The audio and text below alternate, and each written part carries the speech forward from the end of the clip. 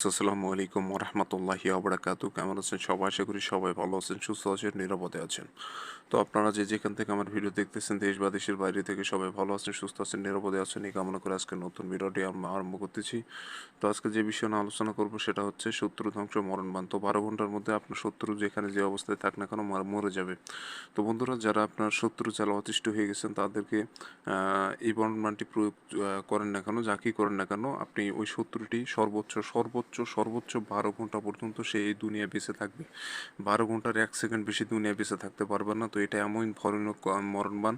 তো 12 ঘন্টার মধ্যে সে শত্রু যেখানে যে অবস্থায় থাকে, হিন্দু, বৌদ্ধ, মুসলিম, খ্রিস্টান যেই হোক না কেন, শত্রু যে ধর্মের হোক, যে কোনো বয়সের হোক না কেন, যেখানে যে অবস্থায় থাক না কেন, সেখানে মরে ভূত হয়ে যাবে, আমি গ্যারান্টি দিলাম আপনাকে।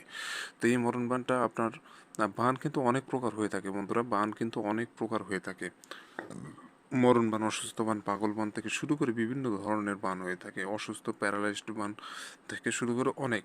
তো কিছু বান আছে যেগুলা বান প্রয়োগ করলে শত্রু অসুস্থ হয়ে পঙ্গু হয়ে বিছানায় সারা জীবনের জন্য পড়ে থাকে। কিছু বান আছে যেগুলো শত্রুর উপর প্রয়োগ করা মাত্র সে রাস্তার পাগল হয়ে থাকে এবং পাগলের মতো চারিদিকে ঘুরতে শুরু করে। আর কিছু বান আছে যেটা হচ্ছে মরণ বান বা অন্যান্য বিভিন্ন ধরনের বান রয়েছে। তো আজকে যে বিষয়ে নিয়ে আলোচনা করবো, স্ক্রিনে যে নকশা দেখতে পাচ্ছেন, এই নকশার মাধ্যমে আপনি মরণ বান প্রয়োগ করতে পারবেন। তো একবারই শত্রু ধ্বংস হয়ে যাবে, সেই শত্রু বেঁচে থাকার কথাই নয়। তো 12 ঘন্টার মধ্যে কাঙ্ক্ষিত ফলাফলটা আপনার হাতের মুঠোয় চলে আসবে এবং 12 ঘন্টার মধ্যে আপনি আপনার শত্রুর মৃত্যুর খবর শুনতে পাবেন। তো বন্ধুরা, কিভাবে কাজ করবেন না করবেন হাতে নাতে সব কিছু বুঝাই দিব। একটা জিনিস মাথায় রাখবেন, মরণবান কাজ কিন্তু নিখুঁত কাজ। একটু 19-20 করা যাবে না। একটু যদি 19-20 করে ফেলেন কোনো অংশে বাই চান্স, তাহলে হিতে বিপরীত হওয়ার সম্ভাবনা রয়ে যায়। মারতে গেলেন শত্রুকে, কিন্তু আপনি মারা গেলেন। তো বিষয়টা এমন, যদি একটু 19-20 করতে যান তখন কিন্তু উল্টা আপনার উপর বান প্রয়োগ হয়ে যেতে পারে। আর বানের কাজ কিভাবে হয়ে থাকে, এই যে নকশার যে নিয়ম আছে, নিয়ম অনুযায়ী যখন কাজটা করবেন, এই নকশার পিছনে যে মক্কেল বা জিন আছে, সেই জিনটা যায় আপনার শত্রুকে মেরে ফেলবে। আর যখন উল্টাপাল্টা নিয়মে কাজ করবেন তখন ওই জিনটা বুঝতে পারবে না কাকে মারতে হবে। অর্থাৎ যখন কনফিউজড হয়ে যায় জিনটা যে কাকে মারতে হবে না মারতে হবে, এই নকশার পিছনে যে জিন রয়েছে, নকশার গোলাম হয়ে আছে, সেই জিনটা আপনার কাজ করলে আপনার শত্রুকে মেরে দিবে। যখন কনফিউজড হয়ে যাবে, বুঝতে পারবে না কাকে মারতে হবে, যখন ভুল নিয়মে করবেন তখন কিন্তু জিন বুঝতে পারবে না, থতমত পড়ে যাবে। তখন কিন্তু আপনার যে কাজটি করবে তার উপর বান প্রয়োগ হয়ে যেতে পারে, সে তাকে আপনাকে বান মেরে দিতে পারে। তো অতএব প্রত্যেকটা নিয়ম, সঠিক নিয়ম শুনে আপনারা কাজ করবেন, আপনার কোনো প্রকার ক্ষতি হবে না, এটা আমি গ্যারান্টি দিলাম আমার নিয়মে করলে। তো সঠিক নিয়মে সঠিকভাবে করবেন। তো আমার চ্যানেলে নতুন এসে থাকলে অবশ্যই চ্যানেলটি সাবস্ক্রাইব করে পাশে থাকা বেল আইকনে ক্লিক দিয়ে অল নোটিফিকেশন অন করবেন, যাতে পরবর্তী নতুন নতুন ভিডিওগুলো পেয়ে যাবেন। তো আমি শিক্ষামূলক ভিডিও দিয়ে থাকি। আমি বান বশীকরণ, মেয়ে বশীকরণ থেকে শুরু করে বিভিন্ন ধরনের তদবির টোটকা দিয়ে থাকি আপনাদের মাঝে। আর এইসব বিষয় অবশ্যই আপনাদের গুরুত্বপূর্ণ প্রয়োজন, এগুলো ভিডিও দেখা খুবই প্রয়োজন আপনাদের। কারণ এই শত্রু মারা বা বশীকরণ এগুলা আমাদের লোকাল জীবনে প্রয়োজন হয়ে থাকে। তো অবশ্যই চ্যানেলটা সাবস্ক্রাইব করে রাখবেন, তাতে পরবর্তী সব ভিডিওগুলো দেখতে পারবেন। তো বন্ধুরা, এই কাজটি করতে গেলে আপনাকে সাদা কাগজ সংগ্রহ করতে হবে। সাদা কাগজের উপরে লাল অথবা জাফরান কালিতে সম্পূর্ণ নকশাটা লিখতে হবে। সাদা কাগজের উপরে লাল অথবা জাফরান কালিতে সম্পূর্ণ নকশাটা আপনাকে লিখতে হবে। তো এটা যে কাগজের উপর লিখবেন, কাগজটা যেন পাক পবিত্র হয়, বিষয়টা লক্ষ্য রেখে সম্পূর্ণ নকশা অঙ্কন করতে হবে। কাগজের উপর কোনো প্রকার নোংরা আবর্জনা যেন না ভরে থাকে। এক কথায়, যদি কোনো ময়লা বা এরকম কোনো কিছু ভরে থাকে তাহলে কিন্তু নকশা কাজ করবে না। ফ্রেশ চকচক সাদা কাগজ কিনে আনবেন, সেই কাগজের উপরে স্কেল দিয়ে দাগ টেনে, কষিয়ে টেনে, লাল কলম দিয়ে এই কাঙ্ক্ষিত নকশাটা আপনাকে লিখে ফেলতে হবে। আর এটা আপনি শুক্রবার অথবা শনিবার এই 2 দিনের যে কোনো একদিনে আপনি কাজটি করতে পারবেন। এই 2 দিনের বাইরে অন্য কোনো দিনে যদি কাজ করতে যান তাহলে কিন্তু নকশা কাজ করবে না। এই 2 দিনের মধ্যে যে কোনো একদিন ধার্য করে আপনাকে সম্পূর্ণ নকশাটি কমপ্লিট করতে হবে।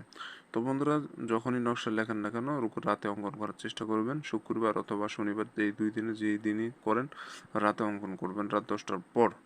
রাত 10টার পর নিরিবিলি জায়গায় বসবেন, একাকী এক ঘরে বসতে পারেন বা ফাঁকা কোনো জায়গায় বসতে পারেন, যেখানে বসেন আশেপাশে যেন কেউ না থাকে ডিস্টার্ব করার মতো। আপনি এক ধ্যানে সম্পূর্ণ নকশাটা কমপ্লিট করবেন। নকশা লেখা অবস্থায় অন্য কোনো বিষয় ভাববেন না, সমস্ত মনস্থির আপনি নকশার মধ্যে মনোনিবেশ করে দিবেন এবং সম্পূর্ণ নকশা কমপ্লিট করবেন। তো এখানে যে সংখ্যা, যে হরফ যেভাবে আছে সেভাবে লিখবেন, ঘর যে কয়টা আছে সেই কয়টাই সাজাবেন। তো যেভাবে আছে ঠিক একরূপভাবে সম্পূর্ণ নকশাটা কমপ্লিট করতে হবে আপনাকে। তো বন্ধুরা, যখন নকশা অঙ্কন করবেন নকশাটা 15 মিনিটের মধ্যে লেখার চেষ্টা করবেন। 15 মিনিটের বেশি সময় লাগানো যাবে না, এর মধ্যে সীমাবদ্ধ রেখে সম্পূর্ণ নকশাটা আপনাকে লিখতে হবে। তো আশা করি এর মধ্যে করতে পারবেন। আপনাদের এর থেকে বেশি সময় লাগার কথা নয়, কারণ সহজ নকশা, এখানে অঙ্কন করা খুব একটা কষ্টের কিছু নয়। তো আপনারা যখন অঙ্কন করবেন নকশার নিচে আপনি নাম দিবেন, শত্রুর নাম দিবেন প্রথমে, তার নিচে শত্রুর ফ্যামিলির যে কোনো একজনের নাম দিবেন, পিতা মাতা ভাই যে কোনো একজনের নাম দিবেন। তো প্রথমে দিবেন শত্রুর নাম, ফুল নাম দিবেন, মুসলিম হলে মোহাম্মদ দিয়ে শুরু করে, হিন্দু হলে শ্রী দিয়ে শুরু করে পুরা নামটা দিতে হবে আপনাকে, এবং তার নিচে তার ফ্যামিলির যে কোনো একজনের নাম দিয়ে দিবেন, বাবা মা ভাই বোন থেকে শুরু করে আর ফ্যামিলির রক্তের কারো হলেই হবে নাম। তো দিয়ে ওখানে সম্পূর্ণ নকশাটি প্রস্তুত করে নেবেন। তো প্রস্তুত হয়ে গেলে আপনি সূরায়ে নাস অথবা সূরা ইয়াসিনের কিছু অংশ পড়ে আপনি নকশার উপরে ফু দেবেন। সর্বনিম্ন 3 আয়াত পড়তে হবে। অর্থাৎ আপনি যদি সূরা নাস পড়েন তো পুরা সূরা পড়ে একটা ফু দেবেন নকশার উপরে, আর সূরা ইয়াসিন পড়লে সর্বনিম্ন 3 আয়াত পড়ে আপনি নকশার উপরে ফু দেবেন। তো ইয়াসিন যদি বলেন তাহলে ইয়াসিন অল কুরআনিল হাকিম ইন্নাকা লামিনাল মুরসালিন আলা সিরাতিম মুস্তাকিম, এটুকু যদি বলেন সেক্ষেত্রেও হবে, সমস্যা নেই, পড়ে নকশার উপরে ফু দেবেন। আর কুল আউযু বিরাব্বিন নাস মালিকিন নাস ইলাহিন নাস এই সূরাটা যদি পড়েন তাহলে পুরাটাই ছোট সূরা, যেহেতু পুরাটা পড়ে নকশার উপর একটা ফু দিবেন, কাজ শেষ। এই নকশাটা এখন আপনাকে আগুনে জ্বালাই দিতে হবে, যে কোনো আগুনে জ্বালাই দিবেন, আপনার কাজ শেষ। তার আগে একটা কাজ করতে হবে, সেটা হচ্ছে অনুমতি নেওয়া। আপনার যদি পরিচিত আপনার এলাকায় যদি কোনো কবিরাজ থাকে, তাকে বলবেন যে আমি একটা বানের কাজ করতে যাচ্ছি, তো আপনি একটু আমাকে মন থেকে অনুমতি দেন। তো সে যদি অনুমতি দেয় তো আমার থেকে আর অনুমতি নেওয়ার প্রয়োজন নেই, আপনি পরিচিত কেউ থাকলে অনুমতি নিয়ে কাজ শুরু করে দিবেন। আর যদি আমার থেকে অনুমতি নিতে চান তো চ্যানেলটা সাবস্ক্রাইব করবেন, কমেন্টের নাম লিখবেন, অনুমতি পেয়ে গেছেন। চ্যানেল সাবস্ক্রাইব না করে যারা অনুমতির জন্য কমেন্টের নাম লিখবেন তারা অনুমতি পাবেন না। অবশ্যই চ্যানেল সাবস্ক্রাইব করতে হবে, কমেন্টের নাম লিখতে হবে, শেষ আপনার কাজ, আপনি কাজ করেন, সমস্যা নেই, অনুমতি পেয়ে গেছেন আপনি। তো এই ছিল মূলত বিষয়। আর স্ক্রিনে যে নম্বর, এটা আমার ইমো নম্বর, যে কোনো প্রয়োজনে যোগাযোগ করতে পারবেন ইমোতে এসে। তো ভালো থাকবেন, সুস্থ থাকবেন, দেখা হচ্ছে পরবর্তী কোনো এক নতুন ভিডিওতে।